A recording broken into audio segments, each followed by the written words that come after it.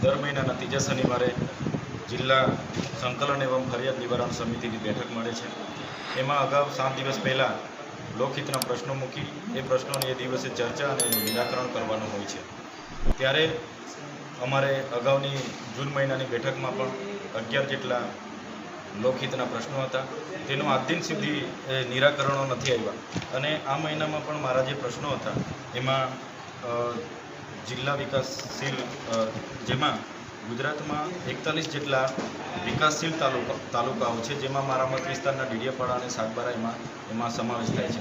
ત્યારે દર વર્ષે દર તાલુકાને 2-2 કરોડ રૂપિયા મળે છે।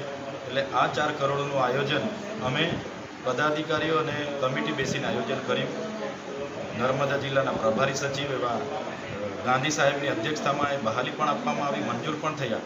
ત્યારે એ આયોજનમાં અમારે ડેડિયાપાડા અને સાગબારાના 100 ખેડૂતો જેમને સિંચાઈના બોર મોટરો કરી આપવાની યોજના હતી, છતાંય આ લોકોએ એ આયોજન ફેરવીને એ 4 કરોડના ખર્ચો એમણે 20-20 લાખના તળાવો અને 25 લાખના ચેકડેમો બનાવવાનું કર્યું છે। ત્યારે તેનો અમે વિરોધ કરીએ છીએ ને અમારા 4 કરોડ રૂપિયામાં અમારા ખેડૂતોના સિંચાઈના બોર મોટરો મંજૂર થાય અમારી માગણી છે। સાથે સાથે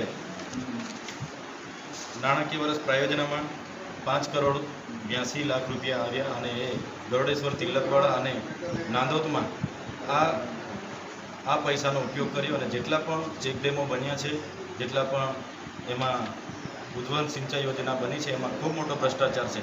આજના દિવસે પણ આ કામની તપાસ થાય તો તમામ અધિકારીઓ જેલમાં જાય એટલે છાતી ઠોકીને હું દાવો કરું છું। એવી રીતના મનરેગામાં જે એજન્સી મટીરિયલ પૂરું પાડવાની વાત કરવામાં આવે છે, પંચાયતને 5 લાખ સુધીના કામો કરવાની ગુજરાત સરકારનો પરિપત્ર હોવા છતાં નર્મદા જિલ્લા વહીવટી તંત્ર દ્વારા બહારની એજન્સીને અહીં લાવી મટીરિયલ પૂરું પાડવાના નામે એને કામ આપવામાં આવે છે અને એ એજન્સી એક પણ જગ્યાએ રેતી કપચી કે સળિયા એક પણ ગાડી માલ નાખ્યા વગર રોયલ્ટી બિલો રજૂ કર્યા વગર બારોબાર એ એજન્સીને હમણાં જ 22 કરોડ રૂપિયાના ચૂકવણા કરી દીધા અને એ જ એજન્સીની મુદત પૂરી થવા છતાં ફરી એ એજન્સીને ડેડિયાપાડા અને સાગબારામાં ફરી લાવવામાં આવી છે। ત્યારે અમે તમામ કામો 5 લાખ સુધીના ગ્રામ પંચાયતને મળે ને ગ્રામ પંચાયત જ એનું અમલીકરણ રહે એવી અમારી માગણી છે। તેવી જ રીતના આદિ આદર્શ ગ્રામમાં જે 18 કરોડનું આયોજન ગ્રામ પંચાયતો પરથી લેવામાં આવ્યું, એવી જ રીતના 68માંથી બીજા 50 કરોડ બાકી છે, એમાં પણ આયોજન ગ્રામ પંચાયત પરથી જ લેવામાં આવે। એ જ વાતને આજે અમારે સંકલનમાં ચર્ચા હતી, પણ માન્ય અધ્યક્ષ શ્રી કલેક્ટર સાહેબે એ ચર્ચાઓને અધિકારીઓને માહિતી આપવાનું જણાવ્યું, પણ કોઈ અધિકારી માહિતી આપી નથી શકે। ત્યારે કલેક્ટર શ્રી નર્મદાના ચેમ્બરની દરવાજા પર અમે ધરણા પર બેઠા છે। તમામ નર્મદા જિલ્લાના વહીવટી અધિકારીઓ આવી અમને આ વિકાસશીલ તાલુકાના આયોજન બાબત હોય કે 275 કલમની બાબત હોય કે મનરેગાની બાબત, તમામ બાબતે અમને ખુલાસો કરશે, પછી જ અમે ધરણા પરથી અહીંથી ઉઠવાના છે। શું કારણ છે? આજે અમે જે રીતના આખા ગુજરાતમાં દર મંથલી ત્રીજા શનિવારે જે જિલ્લા સંકલન સમિતિની બેઠક હોય છે, એમાં અગાઉ 7 દિવસ પહેલાં અમારે લોકહિતના પ્રશ્નો રજૂ કરવાના હોય છે। એ પ્રશ્નોને તે દિવસે ચર્ચા કરી એની માહિતી આપવાની હોય છે અને એનું નિરાકરણ કરવાનું હોય છે। ત્યારે મારા પ્રશ્નો હતા આજે નર્મદા જિલ્લા સંકલનની બેઠકમાં, ત્યારે ડેડિયાપાડા અને ગુજરાતમાં 41 જેટલા વિકાસશીલ તાલુકાઓનો સમાવેશ થયો છે, એમાં ડેડિયાપાડા અને સાગબારા પણ મારા મત વિસ્તારમાંથી આવે છે।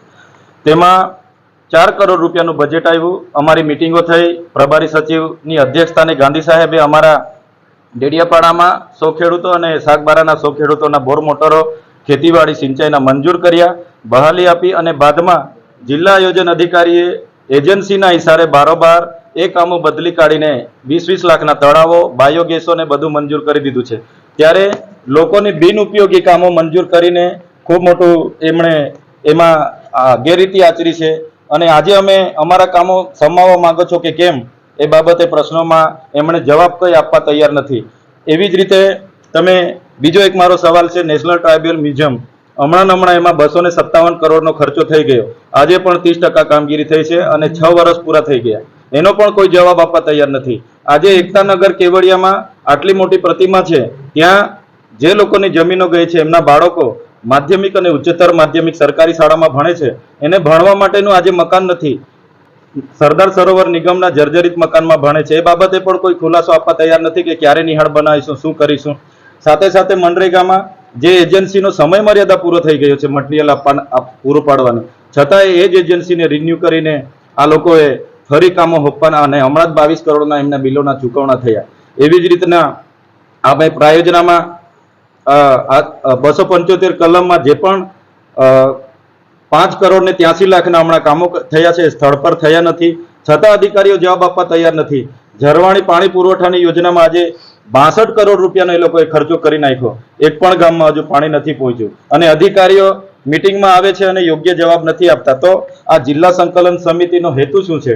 અમે અહીંયા થોડા ચા પાણી કરવા આવીએ છીએ, અમે અહીંયા થોડા એ બેસીને વાર્તા સાંભળવામાં આવીએ છીએ, એટલે અમને અમારા લોકોના પ્રશ્નોનું યોગ્ય નિરાકરણ આવે એટલા માટે અમે આ જિલ્લા સંકલન સમિતિના અધ્યક્ષ એવા કલેક્ટર સાહેબની ચેમ્બરની સામેના દરવાજા પર ધરણા પર બેઠા છે. કલેક્ટર સાહેબ, ડીડીઓ અને એસપી અને ડીસીએફ સાહેબ આવીને આ યોગ્ય નિરાકરણ, યોગ્ય ખુલાસો કરશે, પછી જ અમે ધરણા પરથી અહીંથી ઉઠવાના છીએ.